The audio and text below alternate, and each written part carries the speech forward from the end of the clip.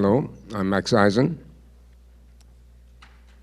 I'm going to speak about resilience in a life and death situation of survival in a Nazi slave labor and death camps.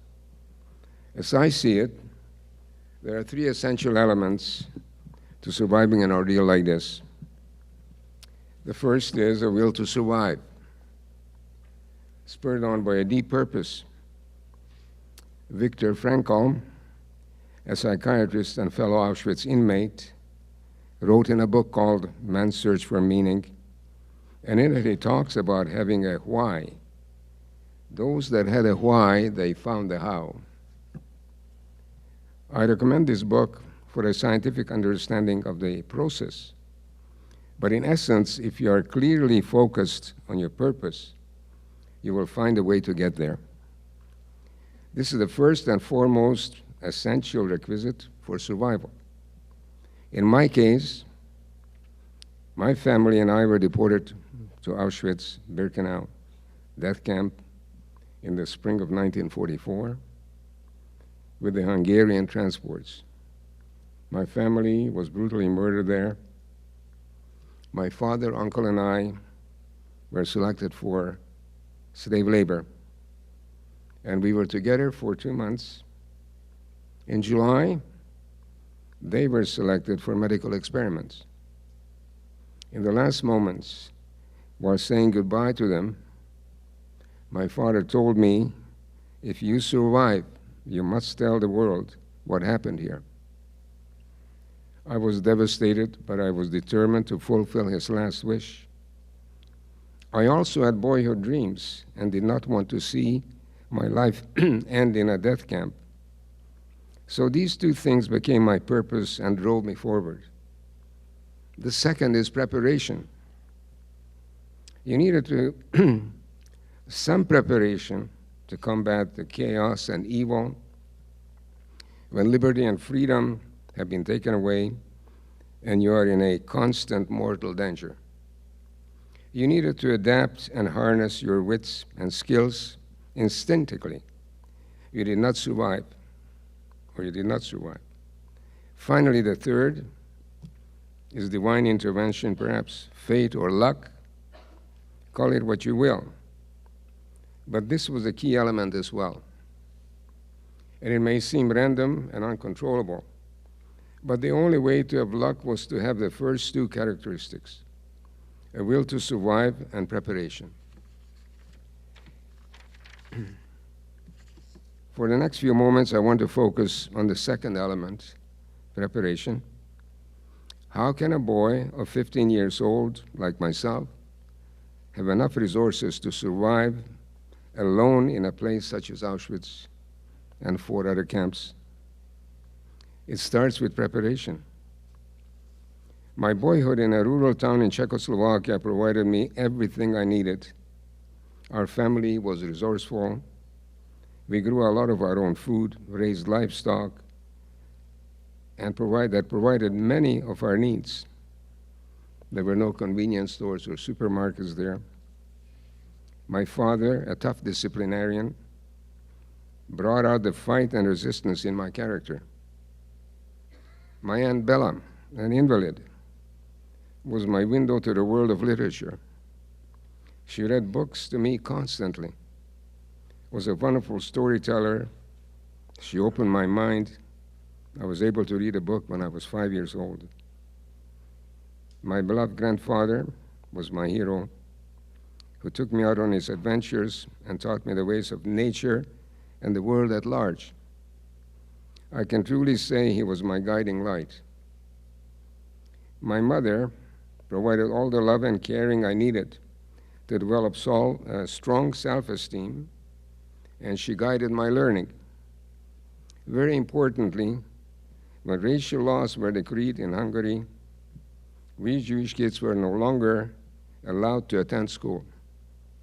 She realized I needed to acquire life skills and sent me to the regional capital city to work as an apprentice, where I got excellent skills training, and alone at age 12, I learned to adapt to the big world and find my own way.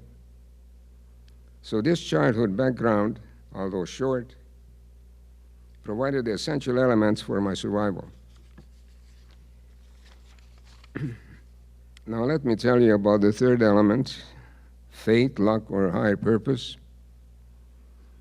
I started my journey through the death camps on my arrival at Auschwitz-Birkenau in May of 1944. I was 15 years old. We arrived at the platform, hauled out from the cattle cars, and there was a selection done. There was always a doctor on the platform. More often, there was a doctor whose name was Dr. Mengele, who was also called the Angel of Death. He who swore the Hippocratic Oath with a flick of his white-gloved hand. A flick to the right meant slave labor, a flick to the left meant the gas chamber. In a span of 3 months, 450,000 Hungarian Jews were gassed in Birkenau, Auschwitz alone. And we became slave laborers. What a transformation. Your clothes are taken away from you. You only can hold on to your boots. Your hair is shaved. You get a tattooed number, a striped jacket, pants, and a cap. And you're no longer a human being. You're only a number. You're marched on to Auschwitz I. And as a slave laborer, you work anywhere from 10 to 12 hours of hard labor on a 300-calorie diet. The hunger is excruciating. You can actually see your body disappear right in front of your eyes. This was the humanization by starvation. I've seen the best and the worst. Here, people would kill for a crumb of bread. This is what life was like here.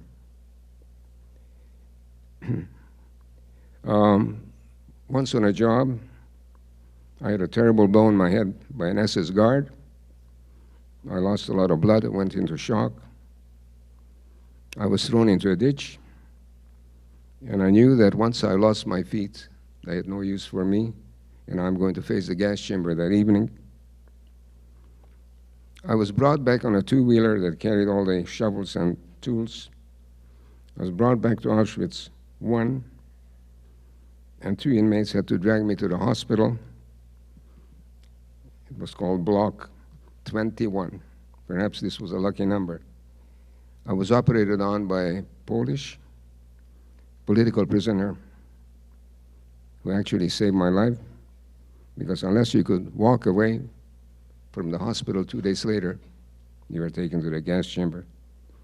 And he took me off a stretcher and he brought me into the operating room, and I became the cleaner. That saved my life. In January of 1945, the camp, some 30,000 slave laborers were taken out on a death march from Auschwitz and the satellite camps in this bitter cold of January without any protection from the elements, walked for 3 days and nights nonstop, and then loaded into open flat cars. 13 days later, we arrived in Mauthausen, Austria. 90% of the people that we were together in this flat car were frozen in a block, and we were standing on top of them. Survived that. Not a crumb of bread was given to us during this journey. So luck can be described as being at the right place at the right time. But without your why and without preparation in life, and whatever that entails, then you will not survive long enough to have luck play its part. To conclude, resilience can be built up and reinforced by overcoming obstacles in life. Tap into your inner purpose and prepare yourself with all the resources available.